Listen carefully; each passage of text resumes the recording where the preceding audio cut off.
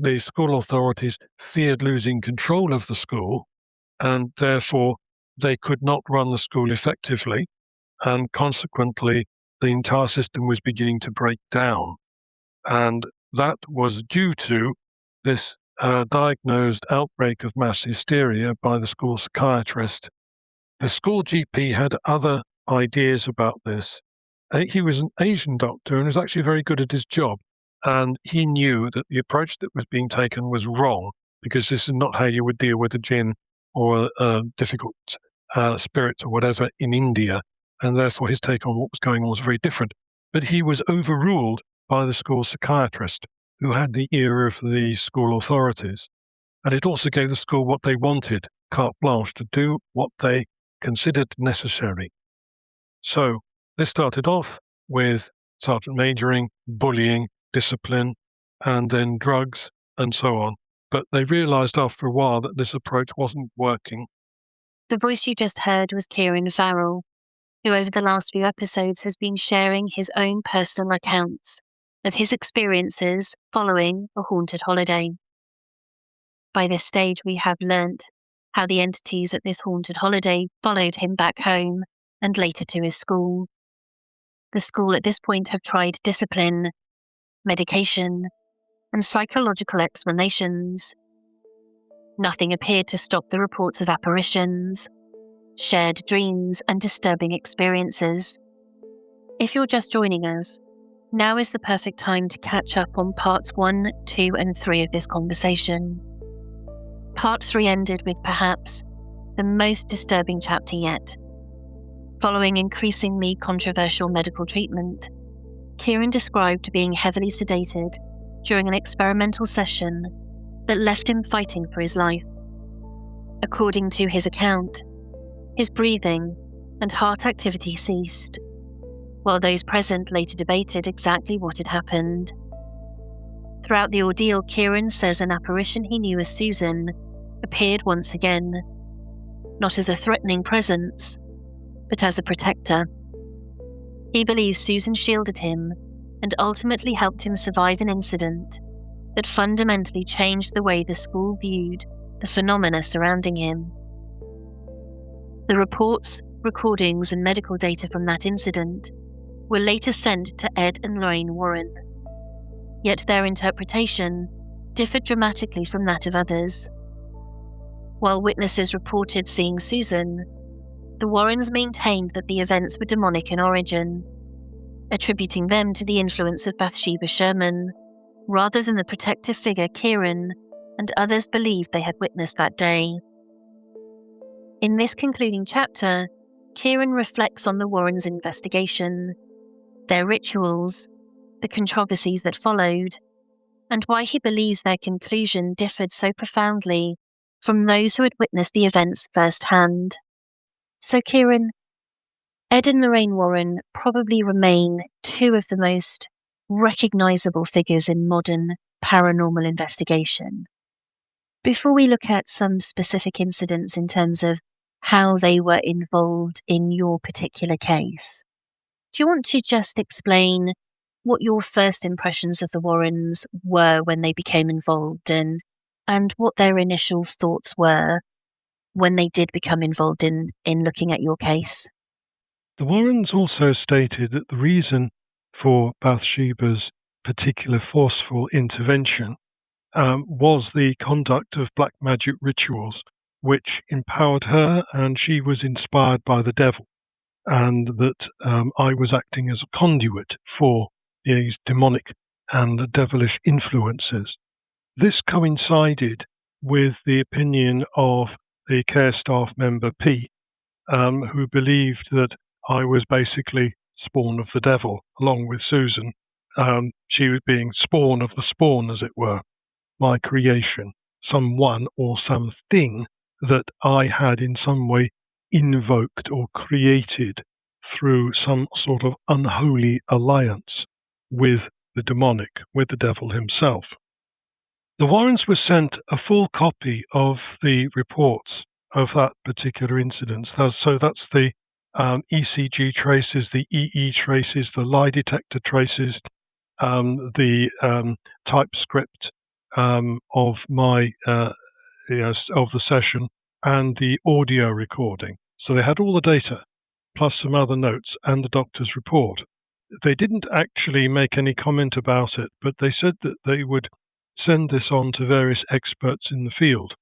The school heard nothing from any of those experts, but the Warrens still maintained that the whole thing was demonic, and the reason for the demonic activity was, as I have stated, that Bathsheba Sherman was involved, and Bathsheba could cross continents because she was just a husked, a hollowed out shell for the demonic, a front for the demonic, nothing more, nothing less.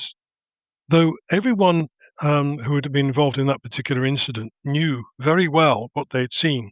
They had seen an apparition of Susan, a young woman with blonde hair and strikingly green emerald eyes, dressed in modern, though slightly old-fashioned clothing. They did not see the image of Bathsheba Sherman. They knew that Bathsheba Sherman was not involved, and I always felt that Bathsheba Sherman, from what I could pick up from her, was not as described. She was just an ordinary woman who'd led basically an ordinary life and died in old age, which in fact turns out to be true. Another aspect of this incident was that there was a very large mirror in the medical examination room, which was cracked from side to side, slightly on the diagonal, but right across it. This had various implications. The first one, obviously, was that it was damaged and would have to be replaced. The next was, of course, the implications. The implications of this being that one of the techniques that was used within the school was to ask boys to go to the mirror. By this, they meant that you were to look at yourself in the mirror, examine your conscience in the mirror, on the basis of setting up some sort of biopsychofeedback loop. You look at yourself, you see your reflection. Does your reflection correspond to the person you know, like, and so on? And if there's something that you think that you haven't done right, or you've got a guilty conscience about psychologically, that would manifest itself in some way, somehow. The head teacher's wife was a great believer in this, although it is a dodgy technique psychologically. But one of the things that was thought to give it credence was that boys would actually sort of fall in the spirit, as it were. You become disorientated as a result of this feedback loop. There were some boys that did actually kind of have that falling experience. They'd literally lose their balance and fall over. Sometimes members of staff would get in on the act by claiming that something had happened, or that they would flick a towel at you or something like that and claim that they had not done so, and this was part of your guilty conscience, and so on and so forth. So this test, if it really was a test, it was rather questionable if it was, could easily be faked or whatever, because while you're watching yourself in the mirror, you're not looking behind you in the mirror to see if anyone's sneaking up on you. Sometimes these tests tended to be supervised by staff who could either do them in a relatively fair and objective way, or they could interfere. Now, the important point here is the Warrens believed that not in this biopsychosocial feedback in the same way. They believed that a demon would manifest itself if you stared at yourself long enough. And that was a point of theology in the sense that the demon or the devil is not supposed to abide its own reflection. Not quite sure why that would be, but if it's inhabiting a human being, then maybe the differences between the human and the demon might be visible or become visible with hard study, or could be seen by another person observing you while you stared at yourself in the mirror. The Warrens' version of it, though, assumes that the demon is going to have some sort of conscience of its own, a bit like Darth Vader, in the sense that there might be some good within it, or him or her, or perhaps it was a question of they thought they hadn't succeeded because they hadn't been horrible enough. But anyway, whatever the truth of that matter is, the Warrens considered that demons would become physically visible, or they would make their presence known if the person stared into the mirror for long enough.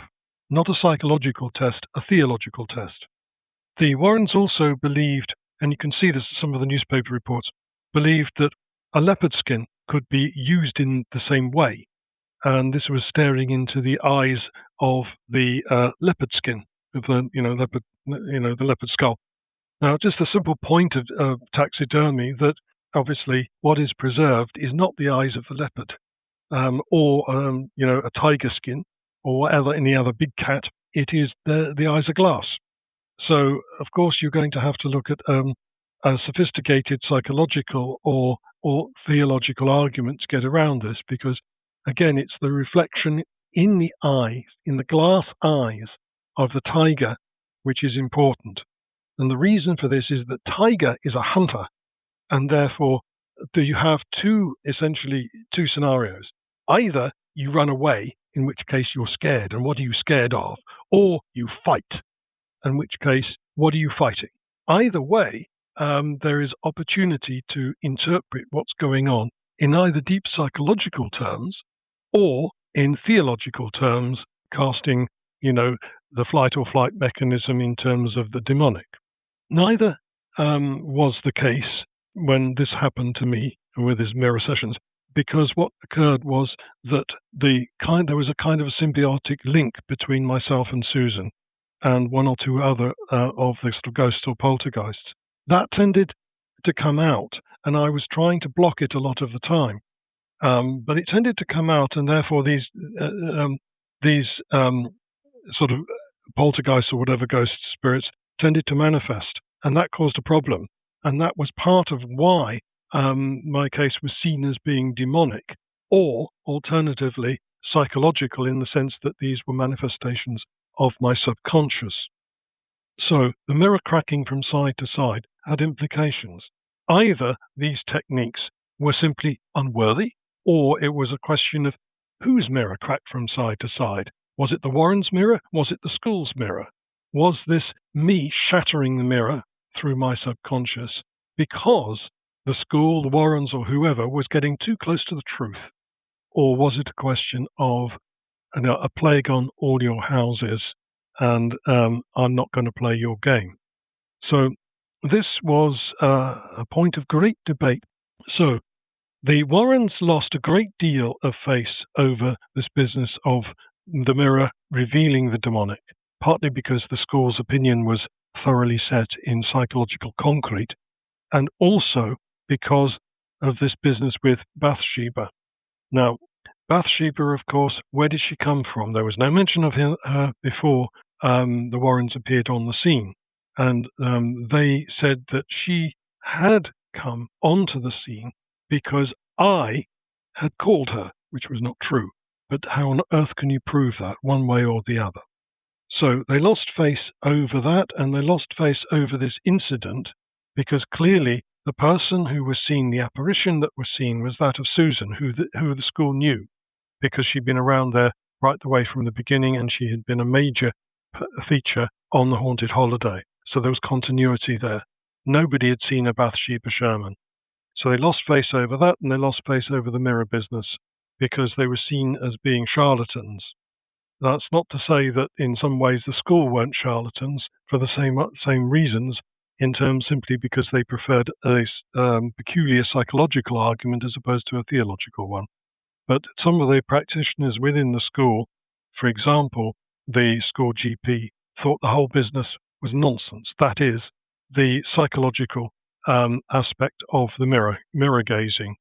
He thought that it was a biopsychological feedback mechanism, and he'd already had some experience with it. So he did not like either alternative, and therefore I preferred his alternative because he preferred mine. So at least I had a friend to a certain extent in the school GP. So all in all, this incident ended badly in many different ways. It ended badly because, of course, I nearly died, and that wasn't recognised. But I was told to keep my mouth shut, and that it wasn't as bad as that, because the traces showed that there was still some brain activity, therefore I couldn't have died. The school, for obvious reasons, did not want to consult more widely about this, and therefore they did so in a slightly vicarious way, and were told the obvious, which was, if this has happened to anyone, well, they're certainly not capable of getting up and walking around.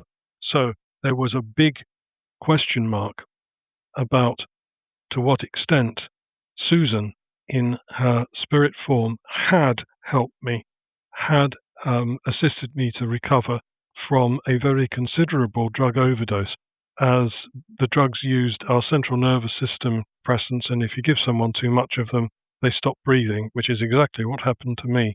And it can also affect the brain and cause a reduction of brain activity, again, which happened to me. No respiration, no pulse, and so on and so forth.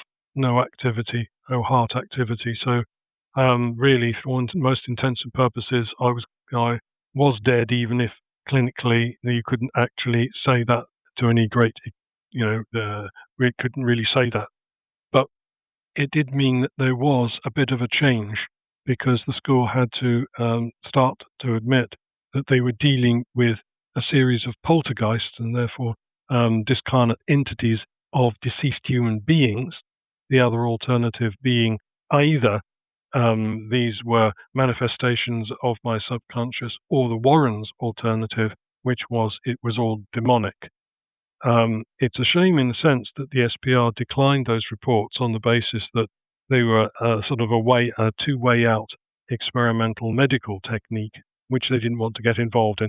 I can quite understand that, but had they actually put them in front of these various reports in front of various people at the time, then I think things would have been a bit easier for me, and it would have meant that the school would have had a better ally in the SPR than actually turned out to be the case, because the SPR needed evidence, and that could have been it, but they decided that they weren't going to get involved, to a certain extent wisely, I think. So the incident ended with the school thinking, right, well, we've got to take another look at this. This is not Ciaran's subconscious. Therefore, the school psychiatrist also lost face and lost ground. So out of this kind of came the idea, the notion, the strategy that I would be taken under the wing of the school bursar, who had seen various things and had various experiences when he was in the army out in India and so on, and maintained an open mind. He had not had a university education, but he was a very educated man, and he used to go to various different places, including the British Library, to research various things to do with this.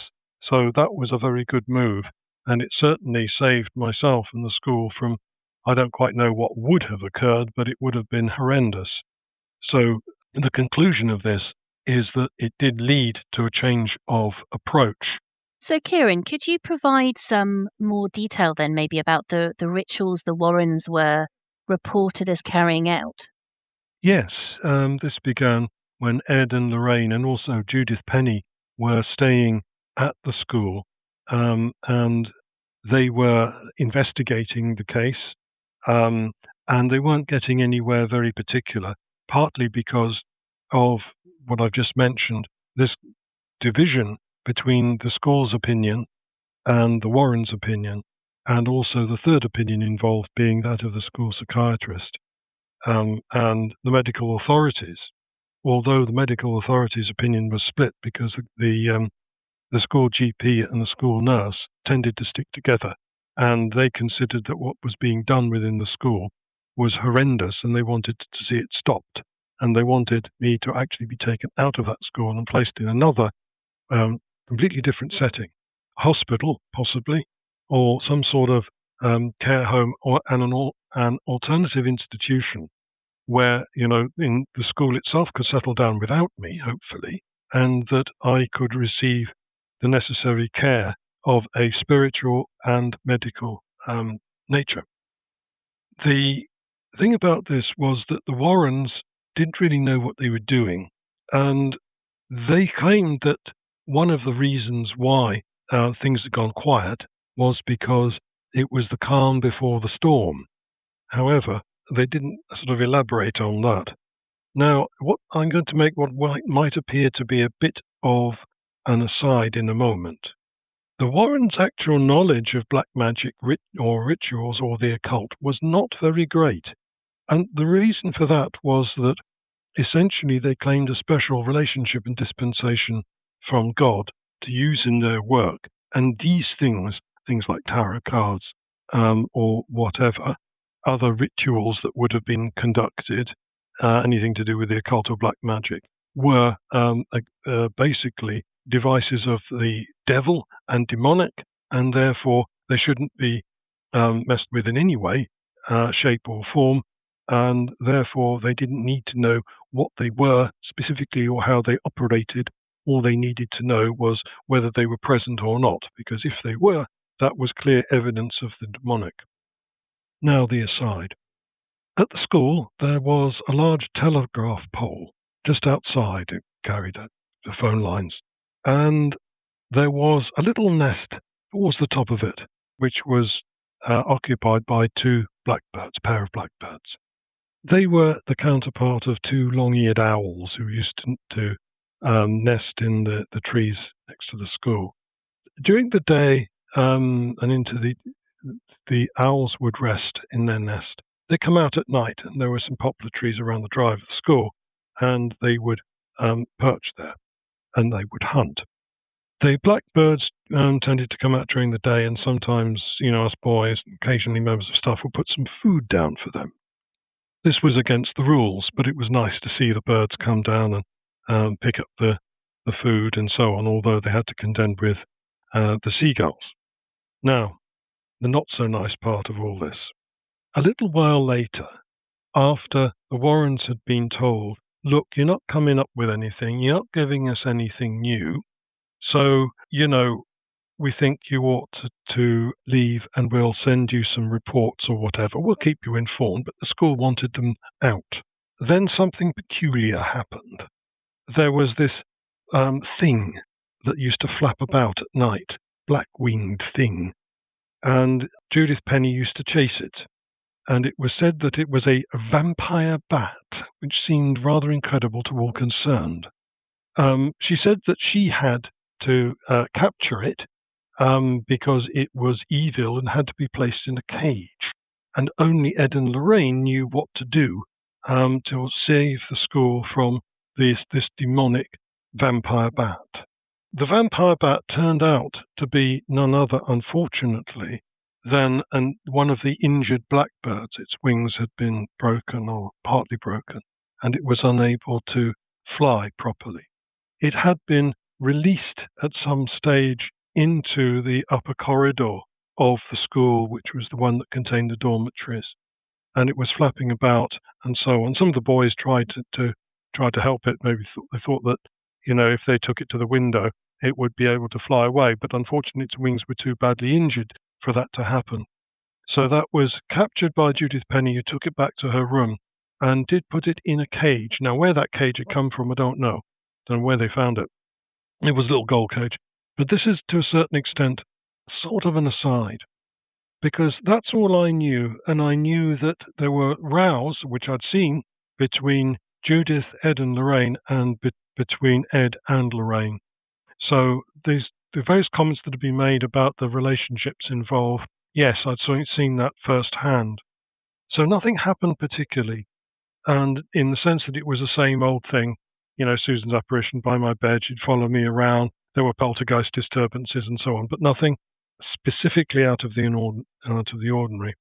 Until one day after lunch, the head teacher came into my round into my dormitory, or shouting at me, asking me where I was, what the hell I was doing, and so on and so forth.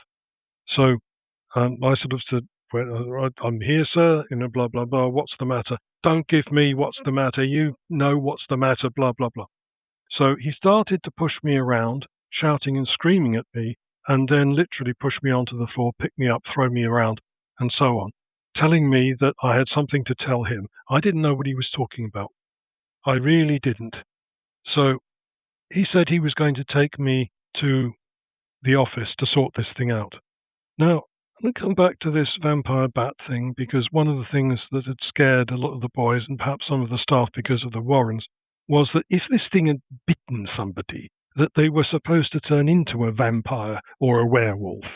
Now, some of the school staff just laughed at this and thought, well, this is, crazy people doing crazy stuff. Yeah, the school authorities are right to get rid of these people. However, as the head teacher knocked me about and tried to extract some sort of confession from me for the goings on and for, certain things. Susan came and she said to me the same thing. She blocked him and stood in his way, preventing him from attacking me. And he said, don't hide behind her. You've got to learn to fight your own battles. You've got to learn to stand up for yourself as a man. And that means admitting when you're wrong, admitting when you've behaved badly and, brought the school and myself into disrepute and all the rest of it, conspiring against the school with those other people. He meant the Warrens. I literally didn't know what he was talking about. He pushed me around the top corridor and down the main stairs. I was tumbling down the stairs and so on and so forth. Now, I expected to be taken into the office and receive a beating, which was what normally occurred, but he didn't. He took me out of the front door and around the corner. Now, I need to explain some of the geometry of the building, the geography of the school. If you stood facing the school from the driveway, you would see an outbuilding on the right-hand side of the main building. This contained a garage. At the side of the garage, there was a small store or workshop, sometimes referred to as the boiler house. Although the boiler house wasn't there, it was located downstairs further along the passage between the garage and the main building. So he took me there, and what then happened was that I could see Susan standing there at a distance down this sort of alleyway. And she was standing in front of something, but I didn't know what she was standing in front of. And again, she said to me, you have to pray. You have to ask God to give me the power to protect you. I didn't know what was coming. I think she did. So I said no. And then what happened was the head teacher pushed me down this alleyway and told me to have a look at something. This was whatever was behind Susan, because he knew he had the evidence and he was going to make me admit to my crimes. I didn't know what he was talking about. However, the member of care staff, P, had been waiting, so he joined in this. He joined in with this. So they pinned me down, they grabbed hold of me, and then they pinned me down and put me down onto the sort of asphalt path, and there was a marking. The marking was of a pentacle, and that was marked out in the blue purplish chalk, which I didn't have access to, but that member of care staff did. And then it was a question of, look what you've did, look what you've done, and so on. Now, what might appear to be another aside, after the incident with the vampire bat, or supposed vampire bat, there were these little pentacles that went up in various different places, and the school had conducted an investigation, but nobody was talking, even despite the fact that boys were being seriously questioned, fiercely questioned, slapped around, and so on. Nobody had anything to say. Nobody knew who was doing this. Well, there's some hints and suggestions that it was an adult, not a boy, and it was the guests, in which case, it was a question of the only guests that were involved were the Warrens. Some of those, that graffiti was in blanchett marker, and the only place you could get those in that school was in the classrooms. So that was very serious, because it wasn't just graffiti, it was stealing as well, because you had to steal the pen in order to make the pentagrams or whatever markings on the walls, and that has been what had occurred in a number of places. Occurred in the gym, in the shower room, and a couple of other places as well. So the school were absolutely livid about this. They thought I was responsible, although nobody had named me. So there was this big pentacle, and there was something else as well. There were some feathers, and there was some blood. Now, to cut a long story short, my nose was rubbed into this, and that created a gravel rash and so on my hands, elbows, face. My nose was knocked out of joint, so my nose was bleeding. And I was held down by the head teacher, and the member of care staff literally kicked my bottom. This was extremely hard, very, very hard, and he would have done this repeatedly. And it was at that point that I decided I was not going to be able to talk my way out of whatever the hell was going on. so I asked for Susan's help. She had been watching what was going on, and she had been sobbing and begging me to pray. I did. And then what happened was the member of care staff was literally projected back against a wall and pinned there for a period of time. The head teacher was thrown up and back and against another wall. Now, they decided that they weren't going to take no for an answer. And what they did was to charge at me, bowling me over. And again, Susan, actually, she pushed me back and I crashed in against the railings of the stairs where you go down to the boiler house. And she prevented them from attacking me, pushing them back and flipping them over. She could see that this was not going to prevent them from carrying out what was going on. She's not going to stop this. So there was a small outside toilet which was part of the sort of like the work shed. And what she did was she ripped the door off that toilet. It was an external wooden door. She ripped it off and she put it in that alleyway, barring them from getting at me. Obviously, they could try and pull this thing as it was wedged between the two sides of the alleyway, the brickwork, or they could crawl under it, but she refused to allow them to do so. It was at that point, when there was this standoff, that the bursar appeared at the drive end of the alleyway and asked what the hell was going on. And his intervention stopped the incident becoming any more serious as far as I was concerned, although both members of staff were also pulling up and not wanting to continue the confrontation because the head teacher was now against the wall and sliding down it because there was something physically wrong with him, and a member of care staff also was experiencing problems. He was severely out of breath and slumped down against the wall. So they were incapacitated. I was fairly incapacitated, but managed to get up and answer the bursar from behind the barrier of the toilet door. He said that he required the other two members of staff to give him their word that whatever was going on, they would stop their assault on me and that we would talk this through. There would be no further violence. I accepted that if they did, because all I wanted to do was basically run away. Having sorted that out and got that agreement, then I met the other two by crawling underneath the door. While this had been going on, there had been occasional bangs and thumps, not only on the wall, but on the door of the work shed. And Susan was there. So Susan was in between us, in between the two members of staff and the bursar.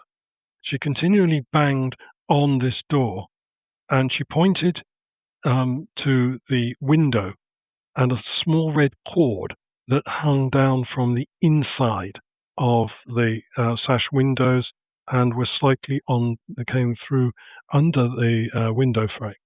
I saw the significance, but there again, I knew what was going on because now a series of images has flown through my mind, and this has been prompted by Susan, who was telling me what she wanted me to do. So I said to them, you've got to look at this door, at this other door. You've got to think about what's happened in there, because only in there will we find the answer to this. And they were prepared to listen to me because of Susan banging on the door and basically threatening them. And they backed away from her as she did so, and therefore it was apparent that no further physical confrontation against me could proceed because she was being too protective. And both the men were, for various reasons, in rather physical poor shape as the result of her throwing them against walls and so on. So they argued with me initially that there was no reason to see anything or do anything with that door that was the work shed, because that belonged, in a sense, to the member of care staff who doubled as a sort of a janitor and handyman. He wasn't very good at it, but anyway. So he didn't want anyone going in there because that was his private property as he saw it. But there was the banging on the door, and then Susan knocked one of the small window panes out. And we tried, or rather they tried, to open the door, but nothing happened. You couldn't move the door. And it was said that, oh, well, Susan had burnt out. I didn't believe that. And I said, no, she's trying to tell us something. She's trying to tell us something. So she knocked out one of the small window panes. And I said, there, that's what she's telling us. It's the window in relation to the door, because that's how they got out. It wasn't how they got in. And the reason she could rip the door off, but what Susan is trying to tell us is that she can't open it in the normal way, even though it's locked, because the bolts are on it from the inside. And that's what she's trying to tell us. She's trying to tell us we need to go in there. So there was an argument about this, but eventually they decided that the only way of resolving the issue with a very angry Susan was to do as she demanded and as I said. So the thing being that at the moment we couldn't open the door because it was wedged. So basically the incident was left in the sense that I was taken to hospital and I had an argument with the people in the hospital because all that was stated was that I had slipped on a bar of soap. This was a standard thing in these circumstances, because after the time I'd been through, then I didn't want a repeat of that, even if Susan was going to protect me. Consequently, I said what I was told. I had an argument with the psychiatrist in the hospital because he accused me of doing this. It was all self-inflicted. And I said to him, that's absolute rubbish, because how could I have kicked myself so hard up the backside that I, displaced my coccyx, which is not possible. It's, and he sort of said, oh, well, it's just as possible as you slipped on a bar of soap because you've got gravel rash on your face. What kind of shower has that? It's asphalt, which is what his colleagues had already discovered anyway. So I said, can't you see that I'm just saying what I've been told to say? Because look at me, look at the state I'm in, right? The reason I'm saying what I've been told to say is because I don't want any more of this. What you've got to do is you've got to ask those two, the staff from the school about this, because those are the people who are involved. You've got to ask the bursar. So he refused to do that. So I demanded to see the school social worker, because she knew what was going on. She wasn't available, but I did get to see the social worker, for the hospital social worker, who then said she would contact the school social worker. And I was put under a special watch, which was exactly what I wanted to happen, because it would keep them off me and prevent any further physical harm. The head teacher, the medical staff thought he'd had a heart attack or something, or a stroke or something, due to the ECG and EEG and so on. He laughed this off. He just said, "Oh, I'm getting on a bit," and so on. But he thought that this really was connected with his altercation with Susan, when she had flipped him over several times and knocked him against walls, and that had knocked the breath out of him.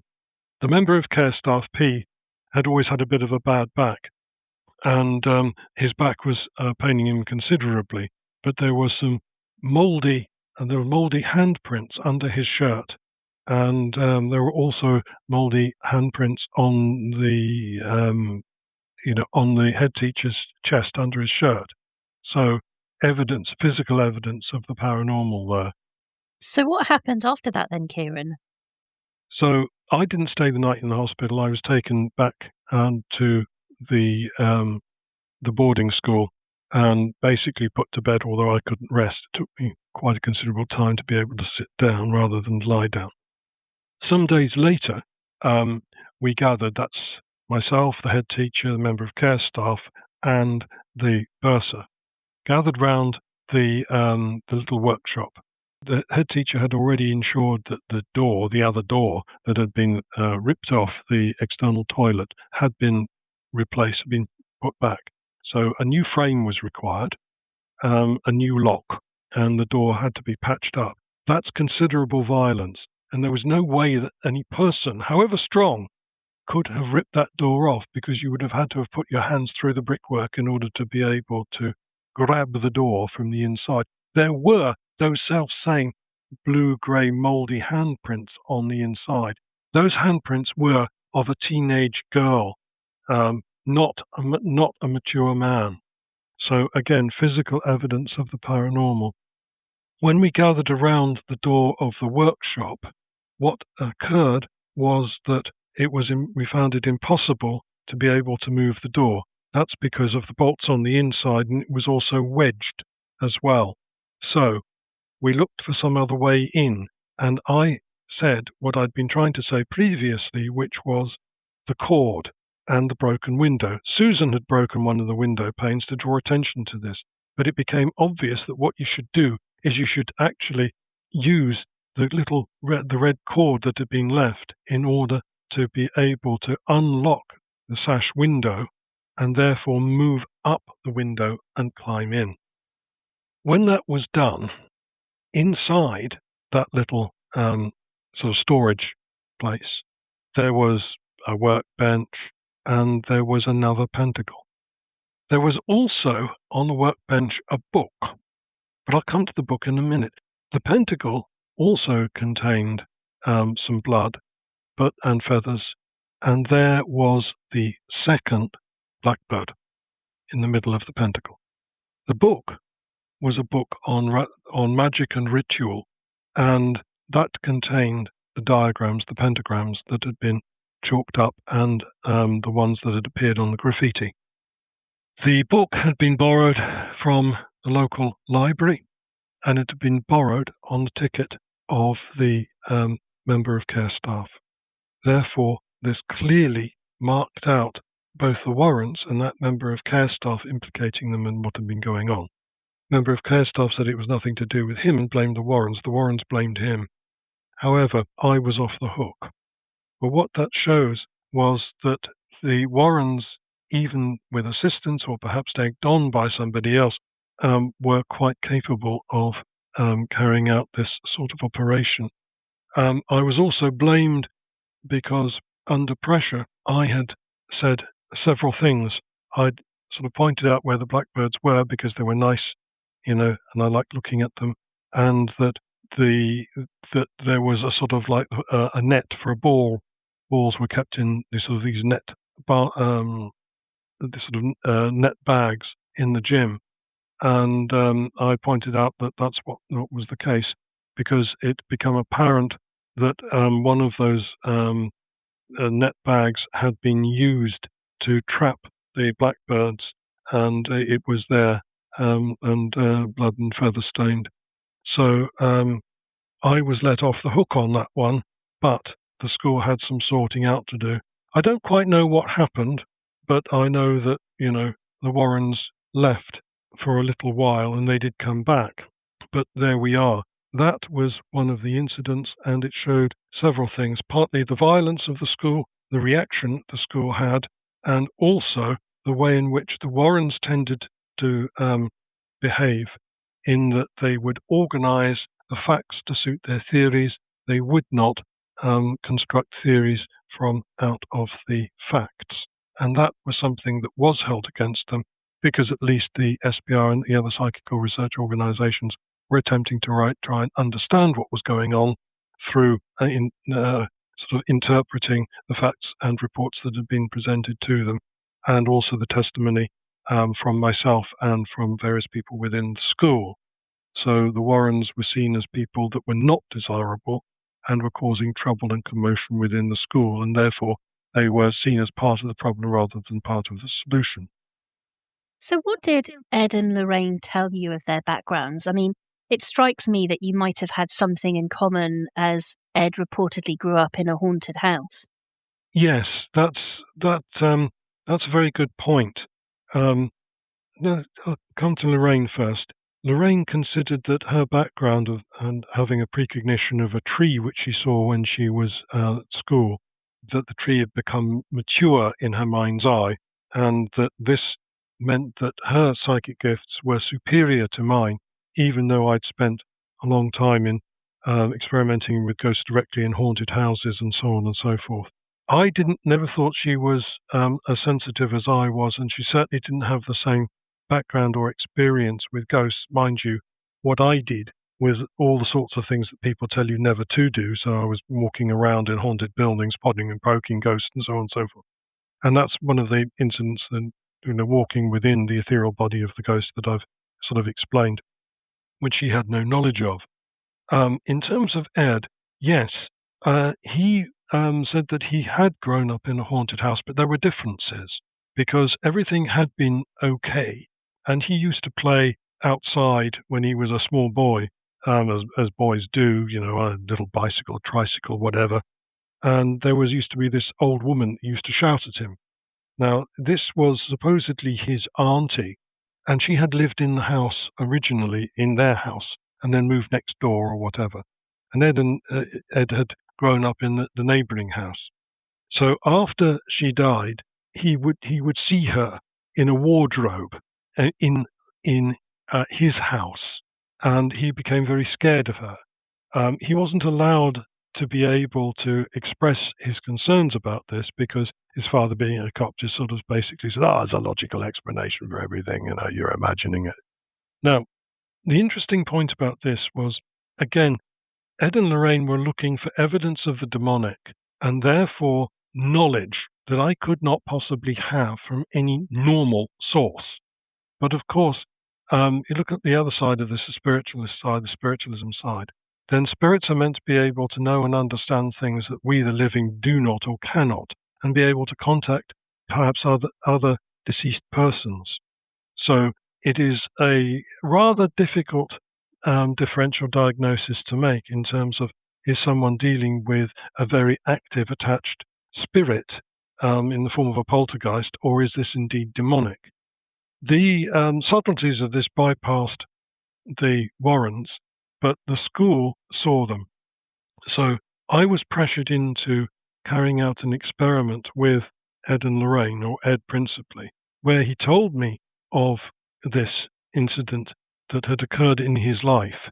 And he was trying to make out that what he'd experienced was far worse than what I'd experienced, when in fact the reverse was true. So he demanded that I try to reproduce this. And I said, well, what for? How? I don't understand. But he said, look, I'm going to talk to P about you. You're not cooperating. This is demonic. I want you to prove it to us that it's not. So he said to me, what I want you to do is I want you to call Susan, and I want you to ask her about this person. Tell me what you know of this person, this auntie of mine. Just do it. Don't argue. And what I'll do is I'll see what happens. And if you can, I'll see what happens in my mind's eye. And so on. So I said, well, look, if what you're asking me to do, Mr. Warren, is to say, right, this lady that you saw, your auntie, used to appear from a wardrobe. Do you want me to ask Susan to see if she can ask your auntie to appear in a wardrobe here? Say, for example, that wardrobe over there. Ciaran, yes. Now you're getting the idea. We want to find out how bad this demonic infestation is. Yes, can you do that for me? And he then laughed. He said, I bet you can't.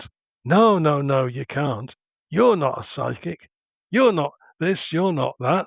You're just some stupid boy that's got taken over by a demon.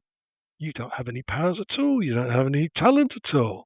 So that stung me, and it shouldn't have done. I should have ignored it. And I said, okay.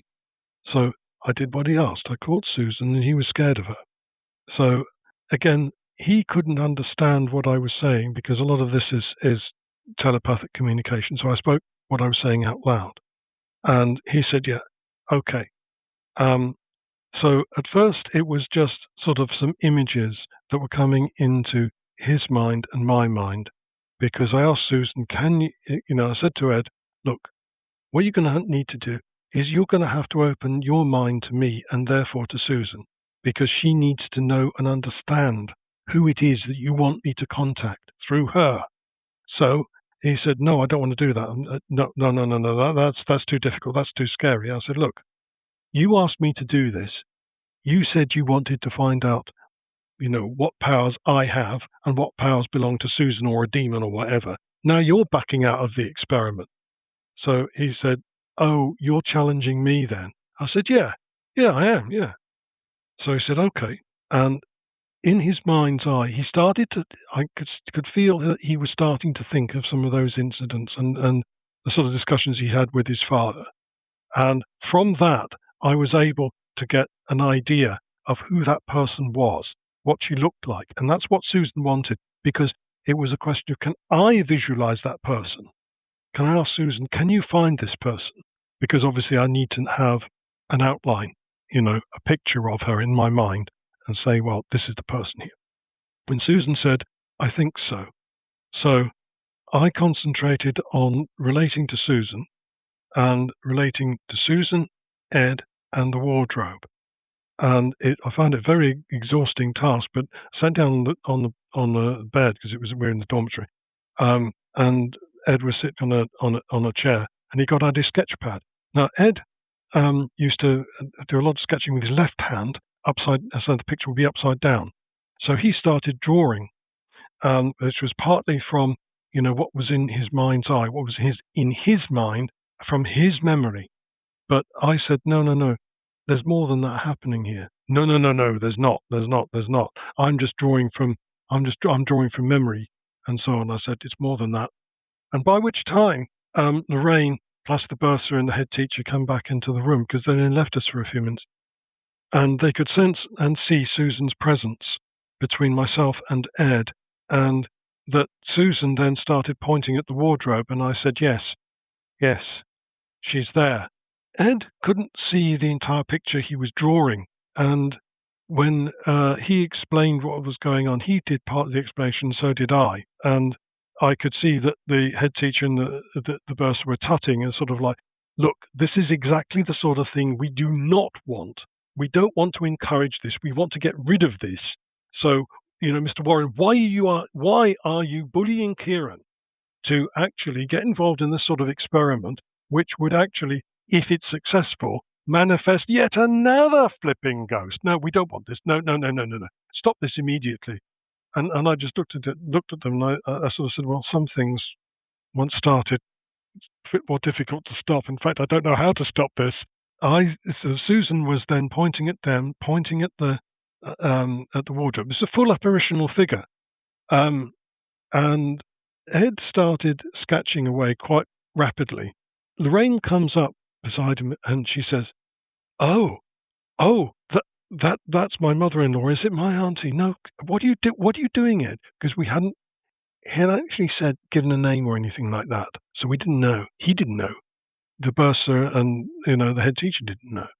And I said, turn the page around so you can see it properly, and turned it, and there was the picture of Ed's auntie. Now, Lorraine knew it from Ed's description and because of other drawings Ed had made of this auntie figure. And she said, "Oh my God, it's her, isn't it? It's her, isn't it, Ed?" And Ed then looks at the page and he says, "Oh no, she's not here. She's not here. She's not in my mind." And I said, "No, she's not in your mind because she's over there in the wardrobe. Just as you asked me to do this, Mr. Warren, she's there." No. And I then just asked Susan to ask her to come forward. And then I thought, what am I doing? Just communicate with her directly. So that's what I did. Please, I don't know. Sorry, I don't know who you are. My name's Ciaran.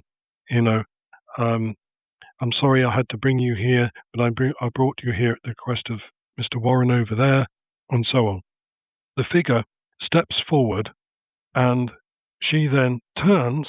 This is the auntie involved. She turns, and she points straight to Ed Warren, and she says, "How dare you make such noise outside my window?" And Ed is now shaking in fear. Lorraine has gone white and she's about to faint. And the head teacher and the bursar are sort of saying, "Ciaran, stop this, stop it now." And I'm saying, I don't know how. All I can do is ask Susan. And then I had to then concentrate and relate to Susan and sort of say, can you thank her and just say to her, thank you very much for coming, and apologize to her and say, please, could you go home now? And I had to repeat this a number of occasions and a number of times. And I had to ask the lady herself, please, thank you for coming. Please, would you go away now? And so on and so forth. After a period of time, her figure seemed to sort of dissolve slightly, and she sort of went back into the wardrobe, and her presence dissipated. After that, there were no, further sort of further incidents. And again, the Warrens lost a lot of face out of this because they'd asked me to do something, bullied me into doing it. I was capable of doing it, but whether or not this was a mediumistic thing remained an open question. But certainly, it was a question of if I was conjuring up spirits or demonic husks or whatever, then quite clearly the Warrens were playing with fire that they did not know how to control, and therefore the safest thing to do was to prevent me from getting involved in carrying out any further experiments, with or without Susan's help. I was absolutely adamant that I could not have done this on my own, and it was only because of the three-way link, four-way link really, myself and Ed and Susan, and myself, Ed, Susan, and Ed's auntie, because without being able to formulate an image of the auntie in my mind in relation to Ed, I could not have asked Susan to try and find that spirit, which she did. So again, that's a remarkable incident in its own right. But what it shows is that essentially they did not know what they were doing. They were experimenting. And one of the things is C.S. Lewis, the sort of magician's apprentice. They knew half the story, but they didn't know the whole story. So it was the whole business. I always felt about this that I had learnt quite a lot from it, because I had learnt how to relate to Susan in a slightly different way, and I'd also learnt that what I had figured out, which is the relation between spirits, maybe they can call each other if you have someone, a spirit or that was sufficiently strong to be able to do this, so the spirit themselves can act to a certain extent like a medium. And that's one of the things that came out of this for me, plus Susan's obvious abilities. And she was a very powerful spirit, and that's why sometimes I refer to her as a poltergeist, because of the power that she had.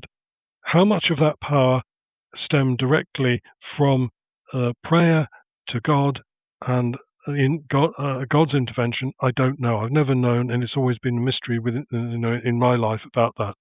But certainly, these were extremely potent incidents, and I've tried to see if I can research and find anything like that, in the psychical research literature, but basically I haven't. So sort of pioneering, breaking new ground, although I didn't realize it at the time. One of the things that came out of that, of course, was the Warrens' inexperience. And despite my own inexperience, I had a greater idea and understanding of what was going on and a better perspective on it, because I was able to relate to Susan and able to relate some of the experiences I was having and try and formulate some thoughts and opinions about that, despite the fact I was very young. So, Ciaran, what was your assessment then of the Warrens' handling of your case and the way that they related to each other and the school authorities? Well, the first thing is that both Ed and Lorraine Warren claimed they were doing God's work. They claimed that they were responsible to a higher power and that God had given them special guidance and a special disposition to carry out his work, which was difficult to challenge and it was difficult to query. And that put them on a pedestal to a certain extent. So that was the first thing, this sort of spiritual and moral superiority, which meant in effect that neither they nor their methods could be or should be questioned. The next thing really is that they were dangerously out of their depth in the whole business, and tried to make up for it with this sort of, they have a special status, they have special knowledge, they have a special understanding. But they lost more and more ground through these various incidents, which showed that they were incompetent at best, and they weren't prepared to acknowledge they were dealing with forces, issues, and phenomena that they really could not understand and could not control, and therefore they were no better than any of the other people that were involved, who frankly admitted that at an early stage, although they did say that they would see what they could do to help, although they were out of their depth. But the impression I got from the Warrens was that they were very definitely out of their depth. So there was that aspect to it. Then there was this issue of financial gain, in that they would come and investigate a case, as with my case, on the basis of no upfront money or fees. But then there would be other things. There were a whole lot of other charges involved, and goods in kind, staying at the school, rent-free, full board and lodging, and so on and so forth, that they wanted office facilities and so on and so forth, and they wanted things done for them. And they were very keen to sort of capitalize on the whole business, about wanting to write books or get film rights or whatever from me, and trying to get me to sign contracts for this, and so on and so forth. Ed actually was good, to be fair to him, he was quite a good artist, and he did do a sketch and then a painting of the school, which he wanted to sell to the school for quite a bit of money. Had he been more reasonable about his fee, then I think he would have got a sale, but that's perhaps another question. The basic thing was that the Warrens saw everything in very black and white and simplistic terms. It was demonic.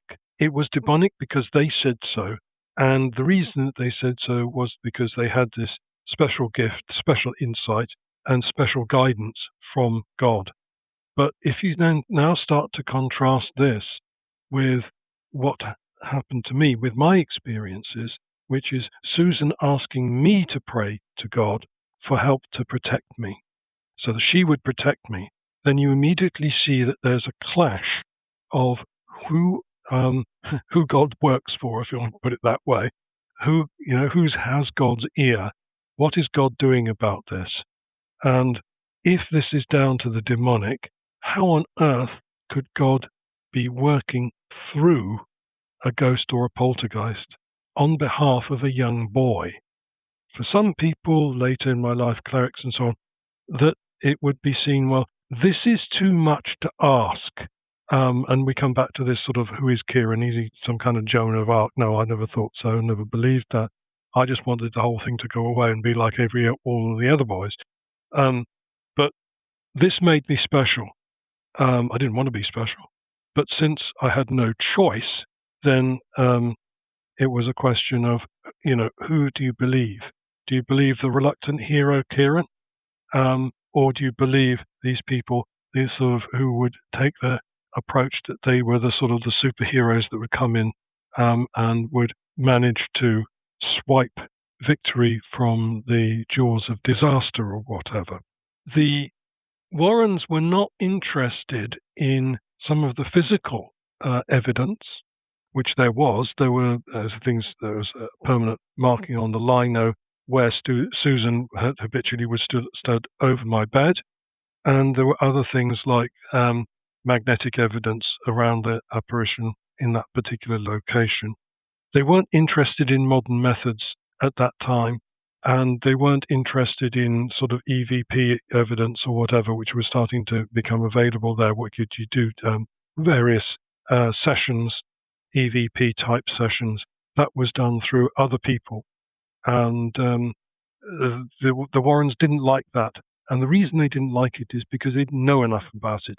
And therefore they said, oh, well, we're not going to engage with that because this is only another avenue through which the demonic can manifest.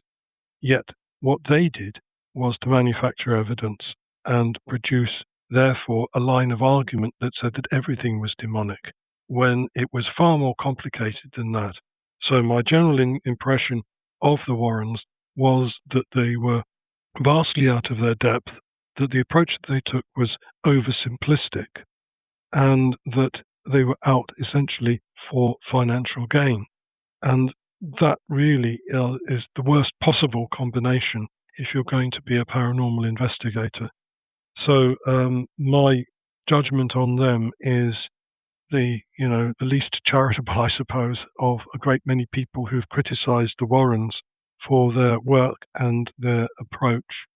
Although this was relatively early in their careers, I think they should have been more willing to listen and more willing to see the phenomena in an open-minded way, which they were not, because they were determined to see it as proof of the demonic no matter what it was. And poor old Bathsheba Sherman got a lot of blame for things that she wasn't involved with and didn't do, and that was, again, something that I always found unacceptable, as well as the manufacturing of evidence, because it wasn't just the incidents I've related. There were other instances in which they manufactured evidence and faked phenomena. In the end, the Warrens were sort of told never to come back to the school after what was known as the altercation. That was a series of physical conflicts which occurred one night, with which they were involved one way or another, and matters were reported to the police, and the police gave the Warrens basically an ultimatum: you go away and leave that school alone as the school have requested, or we will be taking action against you. But the point being is, it was at that point that the Warrens decided that they had better do as they were told rather than seek to come back yet again and try everybody's patience. It was because I felt that they were treated unfairly as a result of this that I decided to unwisely have contact with them some years later, but that may be another story. The thing being is, these are only a few of the incidents that occurred at the boarding school. There were a great many very serious incidents, and the whole approach that was taken would require a lot of time to go into. It was an extremely difficult period of my life, and one which I have not wanted to talk about. I've talked about isolated incidents here and there, but not the whole thing. And it was not as if when I left the boarding school that things just stopped. They didn't. And there were other instances when I was involved with Ed and Lorraine Warren, and those instances did not go well. But one of the things that I felt always about the Warrens was that they were basically conviction driven, and that was the cause of all the rest of the problems. I think what I've learned in all these years is to be open-minded and to always think that there may be more than one explanation for something. Of course, that leads you into a sort of a limbo, because you then end up not being able to choose between different explanations. But sometimes life is like that. You never know completely what it's all about. And maybe, I suppose, we shouldn't. Perhaps technology might prove one day to be the answer to that. I don't know. But one of the things that was very clear to me was that Susan was trying to help me. She was my companion, even though she scared me. And eventually I have had to accept her. And she's now more my guide, more in the manner of a spiritualist guide than what she was back then. It's been a very strange life. I've been through these very strange times. And even if I were to listen to this podcast, if I'd not had those experiences, I would be thinking, who's this guy? Did that really happen? Oh, yes, it did happen. I wish it hadn't, but it did. What I've done with all these experiences, I don't know. I'm still coming to terms with them rather than shutting them away. But this has given me the first opportunity to talk about some of these things and to raise some of these issues, and I'm very grateful for that opportunity, and thank you. Thank you for joining us on this journey into the unknown. If you enjoyed today's episode, please subscribe, rate, and leave a review on your favourite podcast platform. You can follow us on social media for updates and more intriguing stories. Until next time, keep your eyes open and your mind curious.